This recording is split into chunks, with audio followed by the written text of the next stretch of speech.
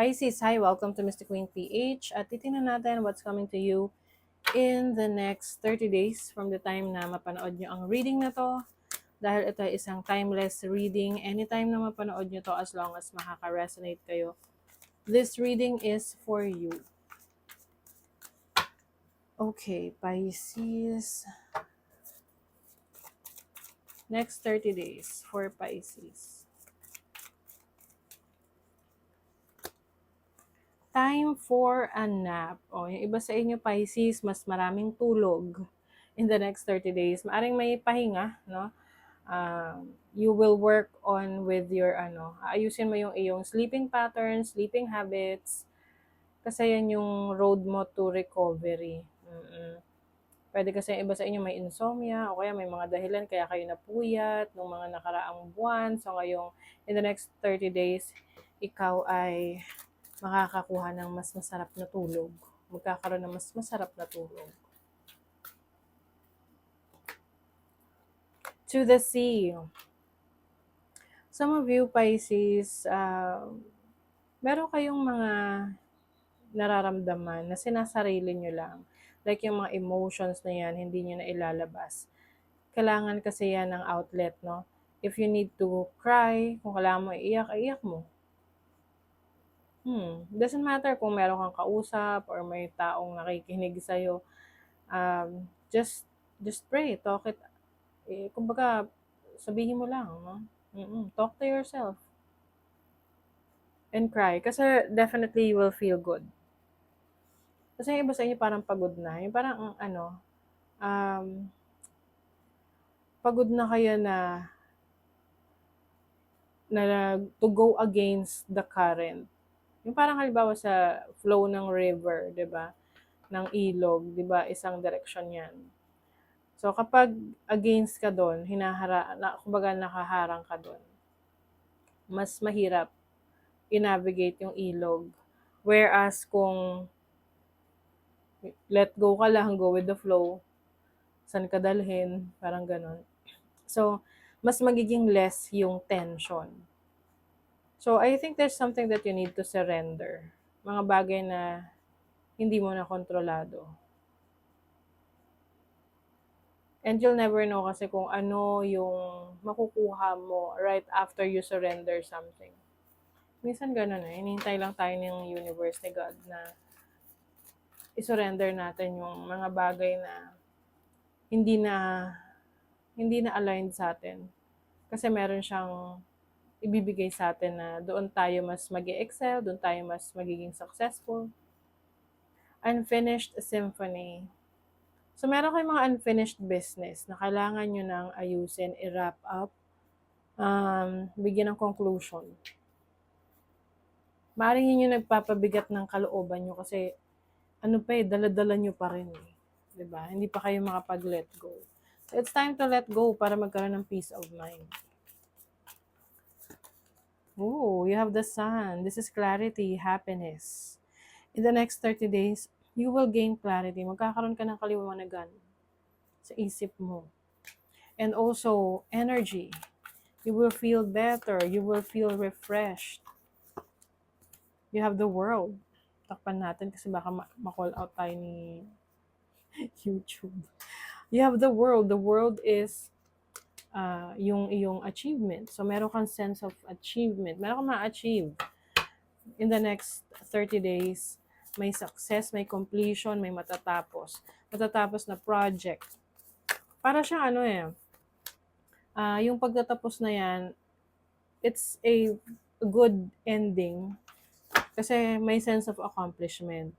Ang pinaka magandang example dyan is yung graduation sa school. 'Di ba? Ending siya kasi tapos na natapos mo na yung school. And of course, it's good news dahil natapos mo na yung course and there's a new beginning waiting for you, a new chapter ng buhay mo na nag-unfold. You have temperance. So this is about healing. You're healing from your past, you're healing from yung mga dati mo pang dinadala sa buhay mo, pain, suffering. You're healing from that. You also have the 6 of Cups. You're healing your inner child. Maari ring merong reconciliation, pag-aayos doon sa mga tao na sa tingin mo ay worth it na bigyan ng pagkakataon na bumalik sa buhay mo. This can be romantic connection, family member, friends. Okay? You have the Fool. So this is a new beginning. You are entering a new chapter ng buhay mo with excitement. Yung iba sa inyo magte-take na kayo ng risk.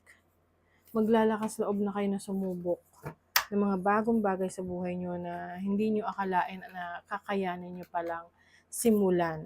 Dahil pwedeng dati natatakot ka na baka hindi maging successful para sa'yo. Kaya lang, how would you know, di ba? Paano mo malalaman kung hindi mo susubukan? And hindi man ito maging successful, at least you have a lesson na natutunan. And kung maging successful, then good for you. You gained something, di ba?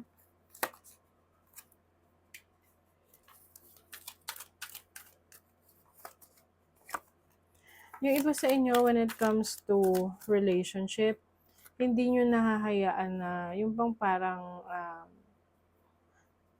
manuyo. No? Yung tipong, kung ayaw mo, diwag. Parang gano'n. Oo, ayaw mo, diwag. You will not try to please everyone. You have the Phoenix energy. This is transformation, change. Pagbabalik ng inyong lakas. Ayan. Resurrection, rising from the ashes. This is a brand new you. Wow, you are going to acquire power. You are powerful enough, Pisces. And you are finally stepping into your own power the moment na embrace mo tong new beginning sa buhay mo. The moment na mag-take ka ng risk for a new experience. Marami kang natutunan sa past. And from your past, ano man yung mga learnings mo doon, yun yung mga paraan na magagamit mo, yun yung mga tools na magagamit mo to manifest abundance in your life. Halimbawa, may mga naging pagkakamali kang decision sa pera. O this time, baon-baon mo yung learnings na yon and magagamit mo yon to manifest income, more income sa buhay mo. And when it comes to confidence, no, mas magiging confident ka ngayon. Maaring you are healing, kumbaga inaayos mo ngayon yung lakas ng loob mo, yung confidence mo sa sarili mo. Kasi maaring in the past, na self-sabotage mo yung sarili mo na maaring may impluwensya ng ibang tao na nagsasabi na you are not good enough, ganun. So, this time, you are open to change. You are adapting. Nagiging bukas ka na sa mga pagbabago. Let's see your money, career, finances, Pisces. You have the King of Cups. Justice. You know what you want. Alam mo na ngayon kung ano yung gusto mo. Something that excites you, something that gives you a spark of creativity. So when it comes to career, your business, mas magpo-focus ka sa mga bagay na gusto mong gawin, hindi yung ginagawa mo lang for the sake of money. So this time, whatever, anumang career path or business ang gagawin mo yun kasi mahal mo. Mahal mo yung craft, mahal mo yung career, mahal mo yung trabaho na yan, yung business na yan. Love life. You have the King of Pentacles. So maaring you are dealing with an earth sign, Taurus, Virgo, Capricorn. You have the Moon and the High Priestess. Naku, may revelation of the truth. So ano man itong katotohanan na to? Kasi pwedeng positibo, pwedeng negatibong katotohanan ang matutuklasan mo about your person. Still, be thankful kasi at least may nalaman ka. Nalaman mo yung totoo. Regardless kung masasaktan ka sa katotohanan na to. Yung iba naman sa inyo, maaring, kasi parang may sikreto eh. No? Either ikaw yung may sikreto or yung person that you're dealing with. And eventually, malalaman din yung ano man yung itinatago. Ito yung sinasabi ko sa inyong confidence. It comes with time and practice. Yes.